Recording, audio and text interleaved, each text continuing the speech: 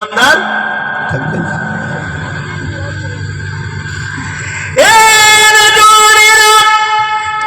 আমি আপনাদেরকে বুঝাতে চাই, আল্লাহ নবী সাহাবা হুজুররা জিজ্ঞাসা করলে, ইয়া রাসূলুল্লাহ হাবিবাল্লাহ, ওই জান্নাতি দল কোনটা হবে? নবী আমার জানিয়ে দিলে, যে দলে আমি রয়েছি, আমার সাহাবারা রয়েছে, ওই দলটা হলো জান্নাতি দল। অর্থাৎ নবীর নীতি আদর্শ কথাবার্তা, সাহাবাদের কথাবার্তা নীতি আদর্শ রয়েছে, ওই দলটা হলো জান্নাতি দল।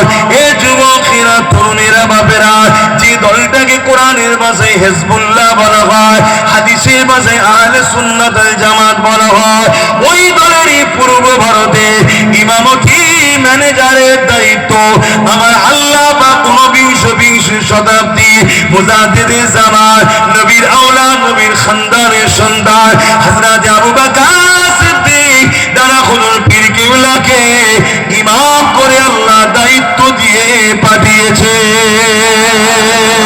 এ নওজওয়ানেরা, তরুণেরা, বাপেরা, আমি বলে দিয়ে যাই, দাড়ি দেখে ছুটবেন না, রোজা দেখে ছুটবেন না, নামাজ দেখে ছুটবেন না, মসজিদ বানানো দেখে ছুটবেন না, মাদ্রাসা বানানো দেখে ছুটবেন না।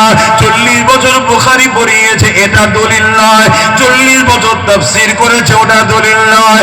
এগুলো দেখে ছুটলে আপনি কামিয়াবিও হতে পারেন, আবার ঠকেও যেতে পারে। কেন? মুনাফিকও মুফতি হবে, মুনাফিকও উলামা হবে, মুনাফিকও বুখারী পড়াবে, মুনাফিকও তাফসীর পড়াবে। এই নওজওয়ানেরা ব্রিটেনের মাটির তলায় তৈরি হচ্ছে বড় বড় মুফতি মৌলানা। তাই কি দেখে তাহলে ছুটবে? যেমন সোনাকে চেক করতে গেলে কোষ্ঠীপাতও দরকার, এই মুমিন না মুনাফিক এটাকে জানতে বুঝতে গেলে, চেক করতে গেলে আমার নবী পাক মুহাম্মদ রাসূলকে দরকার। যেমন কবরের জমিনে দুটো প্রশ্ন সঠিক উত্তর দিবার পরও আল্লাহ বলল, ফেরেশতারে এবারে আমার বন্ধুকে লিয়ায়, আমার বন্ধুকে একটু দেখা, হাকিকাতে মুমিন না মুনাফিক এখানেই ধরা পড়ে যাবে।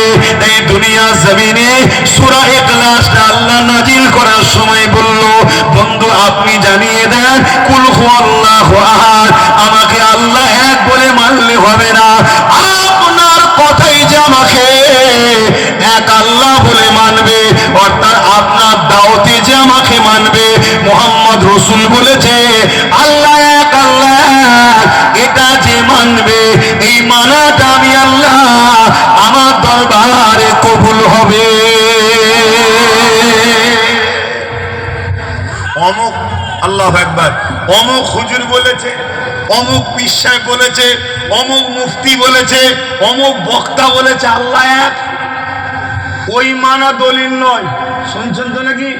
সেই মুফতি যদি বলে মুহাম্মদ রাসূল বলেছে আল্লাহ এক, ওইটা হলো দলিল। জোরে বলুন সুবহানাল্লাহ। কেন? কোন বেটা আল্লাহকে দেখেন তো এক না দুই বলবি কি করে আপনি? শুনছেন না শোনেন না? মুহাম্মদ রাসূল দেখে এসেছে আল্লাহ এক। জোরে বলুন সুবহানাল্লাহ। তাই আগেকার যত নবী এসেছে সব নবীদের কথা যে আল্লাহ এক, এর উপরে নবী পাক স্ট্যাম্প দিয়ে বলেছে নবীরা সত্য বলেছে। জোরে বলুন সুবহানাল্লাহ। কথা মাথায় ঢুকছে তো নাকি? তাহলে আমাদেরকে আল্লাহ ঠেলে দিল কাকে? বলুন বলুন। আল্লাহ নিজে আমাদের কাছে ঠেলে দিচ্ছে তার বন্ধুকে। এই আমায় চাস? জি আল্লাহ, এটা ধর, মানে আমার বন্ধু গেলে। আমাকে খুশি করতে চাস? জি আল্লাহ, ইনাকে খুশি কর। আমাকে পিয়ার করতে চাস? জি আল্লাহ, ইনাকে পিয়ার কর। আমার কথা মেনে চলতে চাস? জি আল্লাহ, ইনার কথা মেনে চল। যারা ইনাকে খুশি করবি, ইনার কথা বল মানবি, ইনাকে পিয়ার করবি, আমি আল্লাহ বলছি শোন, আমি তোদেরকে পিয়ার করব আর তোরা যা চাইবি তাই দিয়ে দেবো। জোরে বলুন সুবহানাল্লাহ। আরো জোরে বলুন। আল্লাহ এরকম কেন? না আমি ভালোবাসি। আমি কাকে? আমি ভালোবাসি, এটা আমার ভালোবাসা। জোরে বলুন সুবহানাল্লাহ। তোমার ভালোবাসার জন্য তুমি যদি জলসার তাবারুক গুছিয়ে নিয়ে যেতে পারো, আমার ছেলে খাবে, আমার মা খাবে, আমার বিবি খাবে, যে যেরকম ভালোবাসা হতে পারে। আমার বন্ধু আসতে পারে না, একটু তাবার উলিয়ে যায়, ও একটু খাবে, এরকম অনেকে করে না, করে না? তো তুমি যদি তোমার জন্য করতে পারো, তোমার ভালোবাসা, আল্লাহ যাকে বন্ধু বলেছে, আল্লাহ যাকে পিয়ার, আর খুশিটাই হলো আমার খুশি। জোরে বলুন সুবহানাল্লাহ। খুশি না, ক্লিয়ারটা বুঝতে পারছেন? তাই আখিরি জামানা থাকবে, মুফতি দাবি হবে, মৌলানা দাবি হবে, পীর দাবি হবে, পীরজাদা দাবি হবে, বক্তা দাবি হবে। শোনেন বা ভক্ততা বলতে হবে। আমার নবীর জন্য কে ধরা পড়বে দেখতে গেলে হবে না। তাতে যদি আমিও ধরা পড়ে যাই, চোর চোর, কথা বুঝে আসছে না? না, নবী নবী নবী সবার আগে, ঠিক না বেঠিক? হ্যাঁ, আল্লাহ থেকে আমরা দূরে সরে গেছি বলেই আজকে আমাদের এত দুর্দশা। এক মঈনুদ্দিন আজমেরি পুরো ভারত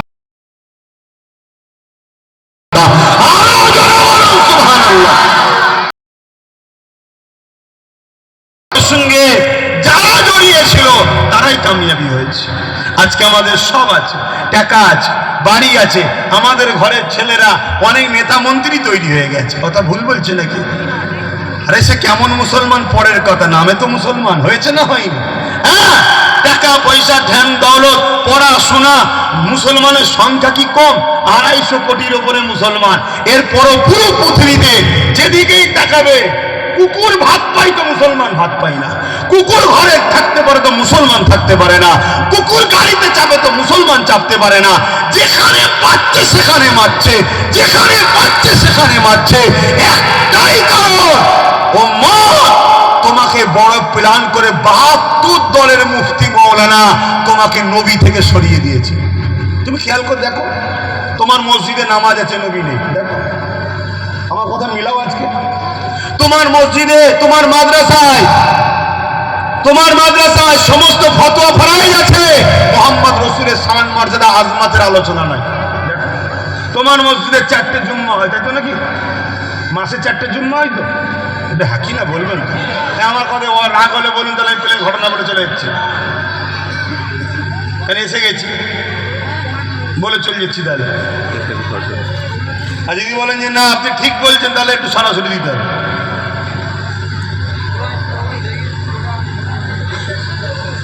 আপনার মসজিদে 4টে জুম্মা, একটা মাস, বছরে 52টা জুম্মা হয়। আমার কথা মিলিয়ে বলুন, আপনার মসজিদে 4টে জুম্মায় 3টে জুম্মা নবীলে আলোচনা হয়। আমি ইমামকে দোষারোপ করছি না, ইমামও ওই ক্যাটাগরিতেই পড়ে গেছে। মেন্টালিটি সেটিং তৈরি করা হয়েছে। নামাজের কথা বলো, আরে খারিজিরাই করে করে বেঈমান বানিয়ে কিন্তু আমাদের বিরুদ্ধে। তাহলে আজকে জোহরের নামাজটা কেন করলাম? তোমাদের মসজিদেই তো পড়েছি।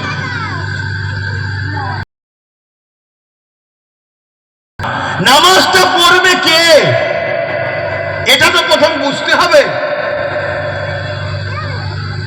নামাজটা পড়বে না কে? আমার দেশের এই যে রাস্তায় দেখবেন রাত্রে বেরোলে বা কলকাতায় গেলে দেখবেন সাদা কাপড় পরে একদল লোক গাড়ি পাস করছে, ঠিক তো নাকি? হ্যাঁ, তো ওই জায়গায় অন্যজন দাঁড়িয়ে যদি গাড়ি পাস করে, বলুন, ওর পাচা গরম করে ফেলবে মেরে, তুই এখানে পাগলামি করছিস কেন? যা রাঁচিতে পাঠা, পাগলা হয়ে গেছে, ঠিক না বেটি? আর যদি সারা মাসও করে যাই কোনো জায়গায়, যে কলকাতায় করবনি, দরকার নেই, মার খেতে হবে, এলাকায় করি, এই দিনের শেষে মাইনে আসবে। বলুন কেন আসবে না? কারণ ও চাকরি পাইনি, ও তো পুলিশ নয়, ও তো ট্রাফিক নয়, খালি গায়ে পাগলামি করছে। তো নামাজটা পড়বে কে? যে ইমানদার, সে না যে বেঈমান। তো ইমানটা কি? বিস্তারিত হলো আমানতু বিল্লাহি ওয়া মালাইকাতিহি ওয়া কুতুবিহি ওয়া রাসূলিহি ওয়াল ইয়াউমিল আখির আল কদরি খাইরি ওয়া শাররি মিনাল্লাহি তাআলা আল বাস বাদাল মাউত। এটা বিস্তারিত। সমস্ত কিতাবের উপরে ঈমান আনতে হবে, সমস্ত নবীর উপরে বিশ্বাস রাখতে হবে, ফেরেশতার উপরে বিশ্বাস রাখতে হবে, আল্লাহর উপরে বিশ্বাস রাখতে হবে, আখিরাতের উপরে বিশ্বাস রাখতে হবে, তাকদীরের ভালো মন্দের উপরে বিশ্বাস রাখতে হবে, মৃত্যুর পরে উঠানো হবে বিশ্বাস রাখতে হবে, কিন্তু এতগুলো কথা কি এইসব মাথায় থাকবে, এই জন যুবকদের মাথায়? এক কথাই ঈমান হলো এটা, লা ইউমিনু আহাদুকুম হাত্তা আকুনা হাব্বা ইলাইহি মিন ওয়ালিদি ওয়া ওয়ালাদি ওয়ান নাস আজমাইন। সবকিছুর আগে সব থেকে প্রথমে জানের থেকে বেশি ভালোবেসে মোহাম্মদ রসুলকে রসুল জেনে আদবের সাথে মেনে নেওয়া, দিলের মধ্যে জায়গা দেওয়া, এটা হলো ঈমান। জোরে বলুন সুবহানাল্লাহ। এটা দিলে থাকার পরে এবারে সবচেয়ে